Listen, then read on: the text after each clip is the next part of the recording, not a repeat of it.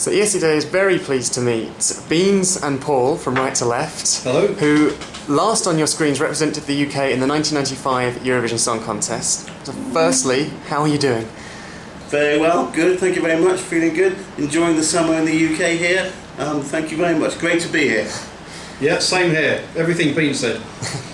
So first of all, I'd like to just take you back to 1994. So Eurovision's finished, Ireland have won it. No, yes, Ireland have won it. Yes, they did. Yeah, did. Yeah. Where did this idea come from to even do Eurovision? Did you come up with it, or were you contacted to We were bribed. They We paid were. us heavily. The song was written already. It had nothing to do with the Eurovision show. It was just meant to be a happy summer track, you know, and sort of speak for itself on its own merits.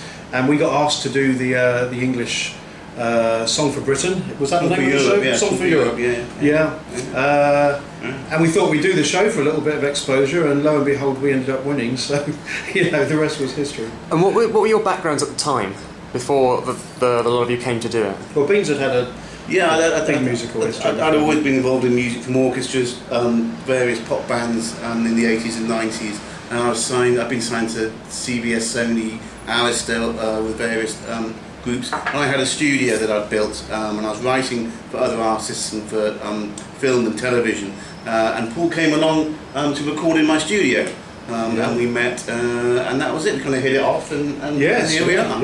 Yeah. I mean, the original idea for the song, I think, Bean, if I remember rightly, it was a long time ago. Beans played to me over the phone. Did I? Yes. Oh. And I do remember you saying, you know, can you come in and sort of work on a chorus with us? And right. So Beans and I sort of concocted the chorus together, and yeah, I think the rest after that, you know, I just thought I'd walk away from it.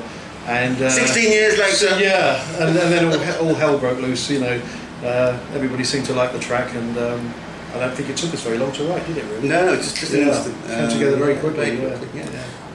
So basically, you got to the national final, as you said, for exposure, but you won by an absolute landslide. It's crazy. It was 160,000. Something. You were in six-figure. It was, I think I remember at the time, because obviously the telephones were only open for 1 hour during that show, and it was the highest ever recorded amount of telephones for voting for anything in British history. I think the gap between the last act and the winning act, which was us, was more than all of the votes put together. Was it? Yeah. What happened to you from that moment on? After that? From that until Eurovision? Well, immediately after that, we were hustled into a room with about 100 photographers. And, you know, I certainly wasn't used to that back in '95, so I remember being sort of instantly blinded and very confused and dazed for the first 15 minutes, you know. And then after that, you know, it was literally a case of just getting on with the job, getting on with work, because we were given sheets of all the things we had to do and places we had to be. So it just felt like go, didn't it? I remember at the time, and exciting as well at the same time, you know. And how were the BBC with you? You know, did they, obviously you hadn't done something like that before, were they very good? Did they leave you to your own devices, or did they schedule it? Well, they pretty much, we had a certain schedule that they wanted us to adhere to, obviously with the lead up to Eurovision. There were certain key TV shows that they wanted us to do, but they pretty much left it up to our own devices. The single was released, and we straight in the charts, was a big hit. It was in the top 20 for 11 weeks, peaking at number 6, number 1 in the independent charts, number 1 in the dance charts. It was underground charts. In the days before downloads. Yes, in the days before they were selling real singles. No one had heard the word download back then. And it was the highest climber 4 weeks in a row. Only beaten off the number 1 spot by Take That and Back for Good. But no, to answer your question, that they left us to our own devices, and we were busy doing radio and TV. Yeah, I always liked working for the BBC. You know, they're very efficient, and they do tend to look after you. Yeah. I do remember having a chat with Cheryl Baker after we won the English. Box Fizz? Yes, yeah. And you know, she gave me, obviously having done the show, she was sort of very matronly to me and gave me lots of advice. You know. What did she tell you? Not to whip my skirt off. You didn't listen. No. I was very tempted. Yeah. No, she was great. You know. I mean, she just sort of told us, she pretty much preempted a lot of the things that we had in store, you know, and she almost like warning me what lies ahead, you know. Right. So, did it come true, what she warned you about? Everything. Okay. The aftermath. You met Johnny Logan, didn't you? I did. Yes, Johnny Logan. He came to our Eurovision party over in Ireland. Yeah, big tall guy. Irish fella. Yeah, lovely chap. Yeah, got a few stories about him, but we won't. You might We'll leave that for the X-Rated. yeah. So then you get to Oslo for Eurovision. Dublin. Dublin. What am I talking about? Yeah, close. Yeah. You get to Dublin. It was Oslo the next year. Okay. You get to Dublin. What was it like? Just turning up for a start. Crazy. Well, we had a huge, by then we had a huge entourage. We had the band, which is just the 4 members, and we had management, and we had partners, but then the BBC also had a huge crew with us. So we had press, we had organisation, we had A&R. Half of them I didn't know. Oh yeah. It was like the Pied Piper, you know, your entourage would just get bigger and bigger. You turn around and not recognise the half coach. of them. We actually had a BBC coach, and so whenever we went anywhere, we had about 30 people would just follow us in this coach. You know? So who are you today? Oh, I represent the artists and media section of BBC's, overseas world. Okay, hello, nice to meet you. And it was just crazy, but a lot of fun, and we worked hard. Yes. TV shows, radio shows, every day there was new things to do. Were you surprised by anything that you found when you got there? Was it what you thought it was going to be?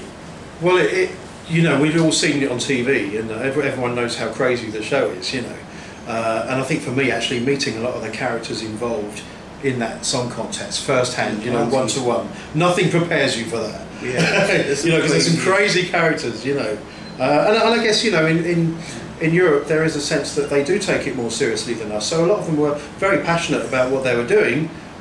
Which I felt a little bit, guilty about almost, because we'd not written the show for the Eurovision, and then suddenly we were being booked by the bookies for winning the show at one point. The favourites. The favourites. But lots of the partying was good. There's each night for the 2 weeks leading up to the Grand Prix, each country had a party. So you go to Denmark, or you go to Ireland's party, or Slovakia, or wherever. And they were interesting because then they were trying to outdo the previous night's party by doing food from their country and drinks from their country and entertainment from their country. So it's really good fun. It was, very multicultural.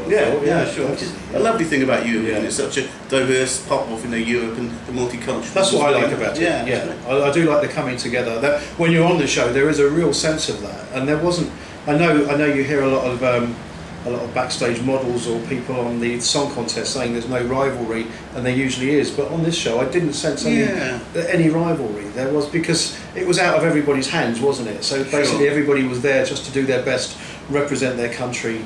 And at the same time, I think there was a knowledge that nobody could vote for themselves. So they all had their own favourites amongst other camps as well. So that was quite nice. So maybe early in Eurovision we have a unified Europe. Yeah, definitely. And your favourites were? Wow. Well, I liked the winning song of that year. 95? Of 95, more instrumental. It was, Secret Garden. Mm-hmm. And they went off to much bigger and, I won't say better things, but they went off to, really secure a big following. I thought they were very good. I like Malta because the guy who sang it looked like Uncle Fester. Yes, he did. He did. There was a very strong resemblance there. Yeah. But for me, always, even if I watch the show now, the crazier the acts, the better for me. Yeah, it's a lot of fun. Isn't it? Yeah. And what was kind of the game plan when you were there? I mean, were you there to win, having come from only doing it for exposure? Yeah, I mean, we wanted to win. Every country wants to win, but there's only so much you can do before you start to look desperate. If you watch people who are too hungry to achieve something like that, then they can look a little bit on the desperate side. So we just said, let's do what we do. It's got us this far. Have fun with it. Yeah. Biggest audience you'll ever sort of play to. So I think that you've got a story. I mean, maybe jumping forward a bit, so I'll pause in case you want to edit this for later. But I remember when we were just about to go on stage to represent the United Kingdom to do our song, and Terry Wogan, who used to host a show for us, he came running up to me with his earpiece in and go, "Beans, beans, beans, wonderful news!" And I said, "What, Terry?" We're just about to go on. He said, "The estimated live television audience for tonight's show is 500 million. Good luck." So it was a bit worrying. So it was a big audience. It was the highest ever because Russia were winning it that year. So it was a big audience. Yeah. That's a terrifying moment, really. When that realisation dawns on you. But you can't actually see past the first 3 seats. The lights are pretty bright. Yeah. I mean, the Irish Orchestra, they had a bit of... Because you have to play it live. I think it's Wow, changed. Yeah. I think it changed because of us. Yeah, I think it changed like the year after with Gina G. They can use playback tapes now, Yeah. but the Irish Orchestra had to play the Love City Blues backing, and it's quite a funky kind of swing beat kind of beat, and they had great difficulty getting that. Well, this is what I was going to come on to, because obviously you rapped at Eurovision, and very few people have rapped successfully. Your 10th place still stands as one of the best finishes for any rap. Do you think you were a couple of years too early in that sense, because the orchestra went at the turn of the millennium? I think they really did struggle with the with the track and the swing beat of the, you've got this BBC orchestra leader, bless him, with his conductor stick, and kind of we're all sort of trying to be as groovy and funky as possible, so the two things didn't really gel that well, and it kind of felt a little bit uncomfortable at the time. Although when I watched it back, it wasn't as bad as it was in my head, because there's the visual aspect of this big orchestra playing what we'd predominantly done with samples, and it's a completely different type of music, let's say. So that felt a bit uncomfortable. So maybe a bit early, I think a couple of years later. I think a couple of years later we would have been okay, because I think it was the year later Gina G was then allowed to use the playback, and it sounded pretty much like the record.